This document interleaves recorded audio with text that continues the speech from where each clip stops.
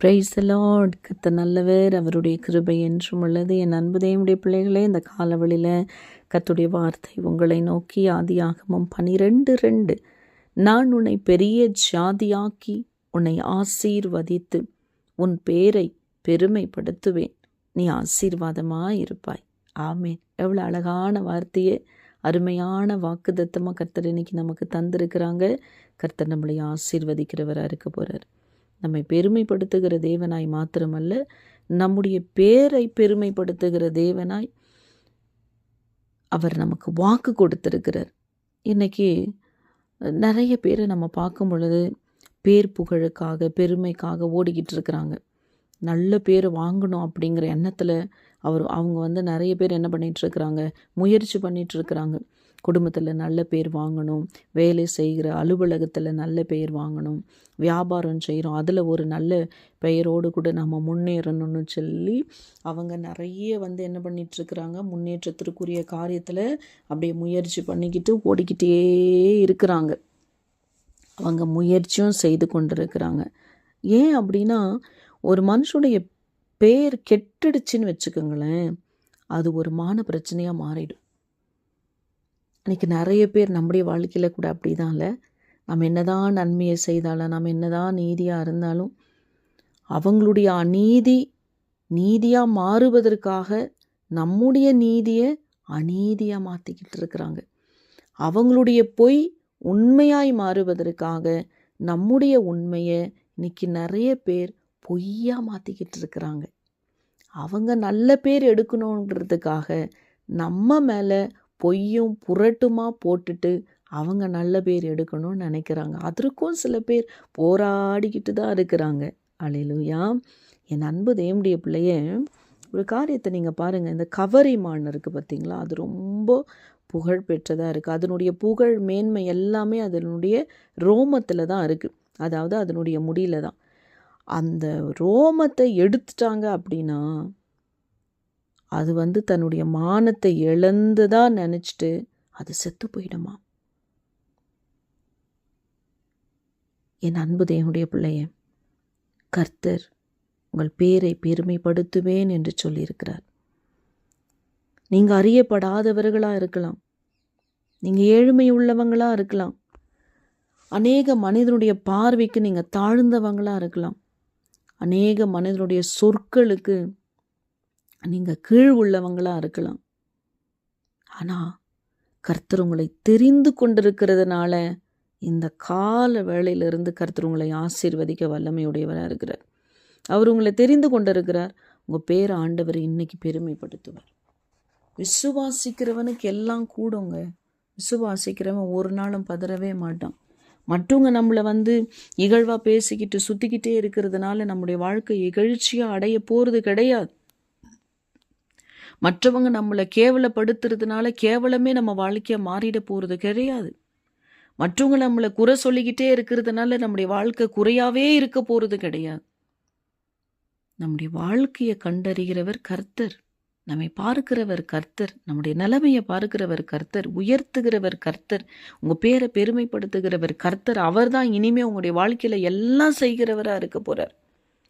இது வரைக்கும் அவர் தான் செய்து கொண்டிருக்கிற தேவனாக இருக்கிறார். இனியும் அவர் தான் உங்களுடைய வாழ்க்கையில் எல்லாவற்றையும் செய்கிற தேவனாக இருக்க போகிறார். நீங்கள் எப்படிப்பட்ட நிலைமையிலிருந்து இருந்தாலும், இல்லை இன்னைக்கு எப்படிப்பட்ட ஒரு தாழ்வான நிலைமைக்குள்ளே நீங்கள் கடந்து வந்திருந்தாலும், உங்கள் பேரை அப்பா பெருமைப்படுத்துவார்.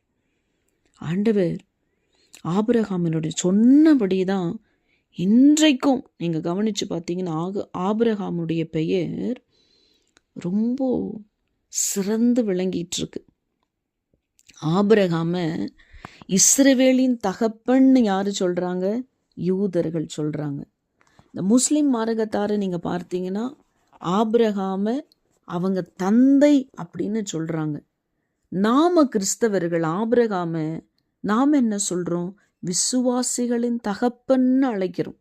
பாருங்க, ஆபிரகாம் யூத மார்க்கத்திலையும் முஸ்லிம் மார்க்கத்திலையும் கிறிஸ்தவ மார்க்கத்திலையும் மிகவும் பேர் பெற்று அவர் விளங்கி இருக்கிறார். அப்படின்னா அவருடைய பேரை காலத்தால் அழிக்க முடியவில்லை என்று சொன்னால், தேவ பிள்ளைகளே, கர்த்தர் உங்கள் பேரை நிச்சயமாகவே பெருமைப்படுத்துவார்.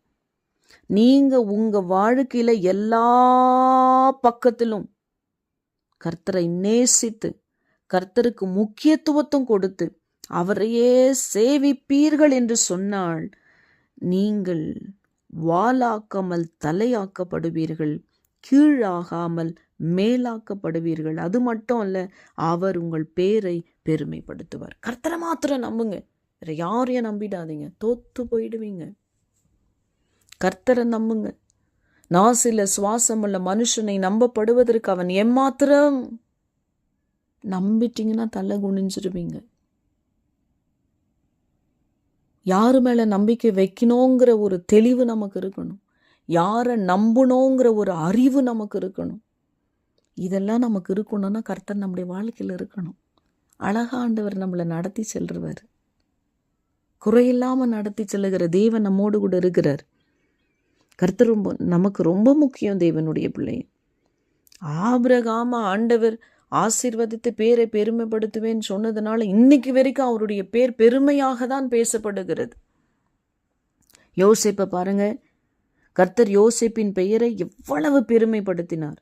அதை குறித்து யோசேப்பு தன்னுடைய சகோதரர்களோடு பேசும் பொழுது அவர் சொல்றாரு, நீங்கள் அல்ல, தேவனே என்னை இவ்விடத்திற்கு அனுப்பி என்னை பார்வோனுக்கு தகப்பனாகவும் அவர் குடும்பம் அனைத்திற்கும் கர்த்தனாகவும் எகிப்து தேசம் முழுவதுக்கும் அதிபதியாகவும் வைத்தார்னு ஆதியாகமம் 45:8 பார்க்கிறோம். வேதம் சொல்லுது தேவனுடைய பிள்ளைய. 1 சாமுவேல் 2:8 சொல்லுகிறது, அவர் சிறியவனை புழுதிலிருந்து எடுத்து எளியவனை குப்பையிலிருந்து உயர்த்துகிறார், அவர்களை பிரபுக்களோடு உட்காரவும் மகிமையுள்ள சிங்காசனத்தை சுதந்தரிக்கவும் பண்ணுவார். உன்னை யாரு கேவலமா நடத்தணும்னு நினைச்சாலும், சில பேரெல்லாம் தங்களை குறித்த மேன்மை நான் தான், எனக்கு தான், நான் தான், இப்படிதான் அப்படிதான்னு சொல்லிக்கிட்டு சுத்திக்கிட்டு இருப்பாங்க. உங்களை தாழ்வா நினைச்சுக்கிட்டு இருப்பாங்க. உங்களை ரொம்ப குறைவு உள்ளவங்களாதான் மற்றவங்ககிட்ட பேசி உங்களுடைய மதிப்பை கெடுத்துட்டு இருப்பாங்க. நான் சொல்றேன், யார் உங்களை கெடுக்க நினைச்சாலும், யார் உங்களை தாழ்த்த நினைச்சாலும், கர்த்தர் உங்கள் பேரை பெருமைப்படுத்தி உங்களை ஆசீர்வதித்து அவர் உங்களை மேன்மைப்படுத்துவார். அந்த ஆண்டவர் கொடுக்கிற ஆசீர்வாதமோ பேர் பெருமையோ தேவனுடைய பிள்ளையே பெரிய ஜாதி ஆக்குற ஆசீர்வாதத்தையோ யாராலையும் தடுக்க முடியாது. பயந்துடாதீங்க, சோர்ந்து போகாதீங்க. அவர் உங்களை ஆசீர்வதிக்க நினைத்திருக்கிறார்.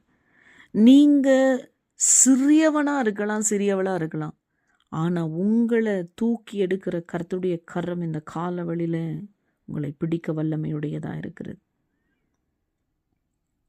உங்களை மற்றவங்கெல்லாம் பார்ப்பாங்க, அவங்கெல்லாம் எனக்கு ஒரு கணக்கா, நான் எவ்வளோ சம்பாதிக்கிறேன், என் வேலை என்ன, என் போஸ்டிங் என்ன, நான் என்ன மாதிரியான ஒரு வேலை செய்கிறேன், என் அதிகாரம் என்ன, என் ஆளுகை என்ன, வானா வர்றதுக்கு அத்தனை பேர் இருக்கிறாங்க, போனால் போகிறதுக்கு இத்தனை பேர் இருக்கிறாங்க, என் பேர் எவ்வளோ பெருமை உள்ள பேர் தெரியுமா, என்னை குறித்து வெளியிலலாம் என்னெல்லாம் பேசுகிறாங்க தெரியுமா, எனக்கு என்னெல்லாம் பேரை அப்படியே வச்சிருக்கிறாங்க தெரியுமா, என்னுடைய மதிப்பெல்லாம் எவ்வளோ தெரியுமா அப்படின்னு தங்களை குறித்து தாங்களே மேன்மைப்படுத்திட்டு இருப்பாங்க. நான் சொல்கிறேன், அவங்களை குறித்து மேன்மைப்படுத்துகிற அத்தனை காரியம் ஒரு நாள் ஒளிஞ்சு போயிடும்.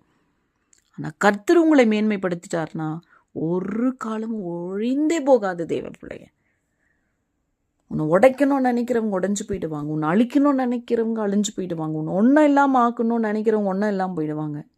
ஆனால் கர்த்தர் சிறியவனை புழுதிலிருந்து எடுக்க வல்லமையுடையவர், எளியவனை குப்பையிலிருந்து உயர்த்த வல்லமையுடையவர், பிரபுக்களோடு உட்காரவும் மகிமையுள்ள சிங்காசனத்தை சுதந்தரிக்கவும் பண்ண அவர் உண்மையுள்ளவராக இருக்கிறார். உன்னை எங்கேயும் ஆண்டவரால் உட்கார வைக்க முடியும். கர்த்தர் தாவீதை பார்த்து, நீ இஸ்ரவேல் என்கிற என் ஜனங்களுக்கு அதிபதியாக இருக்கும்படிக்கு ஆடுகளின் பின்னே நடந்த உன்னை நான் ஆட்டு மந்தையை விற்று எடுத்து நீ போன எவ்விடத்திலும் உன்னோட இருந்து உன் சத்துருக்களையெல்லாம் உனக்கு முன்பாக நிர்மூலமாக்கி பூமியில் இருக்கிற பெரியோர்களின் நாமத்திற்கு ஒத்த பெரிய நாமத்தை உனக்கு உண்டாக்கினேன் என்றார். ஆமென். தாவீதுக்கு மட்டுமா இந்த சத்தத்தை கேட்குற உங்களுடைய வாழ்க்கையில் கூட ஆண்டவர் மாற்றத்தை கொண்டு வருவார். தேவனுடைய பிள்ளையை, இன்னைக்கு நீங்கள் இருக்கிற தாழ்வெல்லாம் கட்டாயம் மாறும். இன்றைக்கு இருக்கிற நிலைமையை பார்க்கிலும் கர்த்தர் 1000 மடங்கு உங்களை ஆசீர்வதிக்கிறது உங்கள் சத்துருவின் கண்கள் காரம். யாரெல்லாம் உங்களை கீழாக மதிப்பிட்டாங்களோ, உங்களை தாழ்வாக மதிப்பிட்டாங்களோ, உங்களை கேவலமாக மதிப்பிட்டாங்களோ, அவங்க எல்லாருடைய கண்களுக்கு முன்பதாக உங்களுடைய நிலைமைகளை ஆண்டவர் 1000 மடங்கு ஆசீர்வாதமாய் மாற்றப் போகிறார். உங்களுடைய பேரை ஆண்டவர் பெருமைப்படுத்துவார். தேவ பிள்ளையே, நீங்கள் ஆசீர்வாதமாக இருப்பீங்க. கலங்கி நிற்காதீங்க. இந்த உலகத்தில் உள்ளவனை காட்டிலும் உங்களுக்குள்ள இருக்கிற தேவன் பெரியவராக இருக்கிறார். அவர் பெரிய காரியங்களை செய்வார். அவர் கரம் உங்களோடு இருக்கும். அவர் மகிமையான காரியங்களை நடத்தி தருவார். கலங்கவும் திகைக்கவும் வேணாம். யார் உங்கள் கூட இருந்தாலும் ஒரு நாள் விழுந்து போயிடுவீங்க, தோற்று போயிடுவீங்க. கர்த்தர் ஒருத்தர் மாத்திரம் உங்களோட இருந்தால் போதும். எந்த நேரத்திலும் தோற்று போக மாட்டீங்க. எந்த நேரத்திலும் உங்கள் தலையை ஆண்டவர் கீழே அப்படியே குனிய விடவே மாட்டார். தேவ பிள்ளையே, உங்களை விழுந்து விடவே மாட்டார். அதனால தான் சங்கீதக்காரனாகிய தாவீது சொல்றார், என் கால்கள் சறுக்குகிறது என்று நான் சொல்லும் பொழுது, கர்த்தாவே உமது கிருபை என்னை தாங்கிற்று. அவருடைய கிருபை உங்களை தாங்கும். சோர்ந்து போகாதீங்க. எவ்வளோ குனிஞ்சிங்களோ நிமிருகிற நாட்கள், எவ்வளோ இழந்தீங்களோ பெற்றுக்கொள்ளுகிற நாட்கள், எதெல்லாம் இல்லாமல் இருந்தீங்களோ எல்லாம் உடைய நாட்களாய் ஆண்டவர் இந்த காலவெளியிலிருந்து உங்களை ஆசீர்வதிக்க வல்லமையுடையவராக இருக்கிறார். ஆமென் சொல்லுங்க. May God bless you all.